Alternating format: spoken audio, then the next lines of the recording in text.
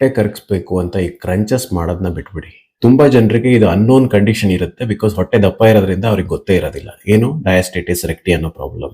ನಮ್ಮ ಹೊಟ್ಟೆ ಮಧ್ಯೆ ಇರುವಂತಹ ಲೀನಿಯಸ್ ಆಲ್ಬಾ ಅಂತ ಏನ್ ಕನೆಕ್ಷನ್ ಇರುತ್ತೆ ಅದು ಸಪರೇಷನ್ ಆದಾಗ ಅಥವಾ ದೊಡ್ಡ ಬೇಬಿನ ಡೆಲಿವರಿ ಮಾಡಿದಾಗ ಇದು ತೊಂದರೆ ಇದ್ದು ನೀವು ಮತ್ತೆ ನೀವು ಅದ್ರ ಮೇಲೆ ಕ್ರಂಚಸ್ ಮಾಡೋದು, ಬೇಗ ಹೊಟ್ಟೆ ಕರಗಿಸ್ಬೇಕು ಅಂತ ಹೇಳಿ ಯಾವ್ದಾವ್ದೋ ಇನ್ಸ್ಟಾಗ್ರಾಮ್ ಅಲ್ಲಿ ಯಾರ್ಯಾರೋ ಇನ್ಫ್ಲುಯೆನ್ಸರ್ ತೋರಿಸ್ತಾನೆ ಅಂತ ಬರೀ ಹೊಟ್ಟೆ ಎಕ್ಸರ್ಸೈಸ್ ಮಾಡೋದು ಎಲ್ಲ ಮಾಡ್ಕೊಂಡು ತುಂಬಾ ಜನ ಈ ತೊಂದರೆನ ಇನ್ನ ಹಾಳು ಮಾಡ್ಕೊಂಡಿದ್ದಾರೆ. ಈ ತೊಂದರೆಯಿಂದ ಅಂಬ್ಲಿಕಲ್ ಹರ್ನಿಯಾ ಎಲ್ಲ ಮಾಡ್ಕೊಂಡಿದ್ದಾರೆ.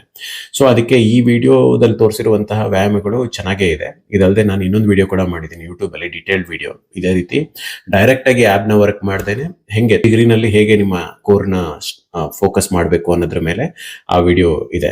ಲಿಂಕ್ ಬೇಕು ಅಂದ್ರೆ ಮೆಸೇಜ್ ಮಾಡಿ. ನಾನು ಆ ಲಿಂಕ್ ನ ಮೇಲ್ಗಡೆ KSF ಹೆಲ್ತ್ ಟಿಪ್ಸ್ ಅಂತ ಒಂದು ಬ್ರಾಡ್ಕಾಸ್ಟ್ ಚಾನಲ್ ಇದೆ, ಅದರಲ್ಲಿ ಲಿಂಕ್ ಹಾಕಿರ್ತೀನಿ.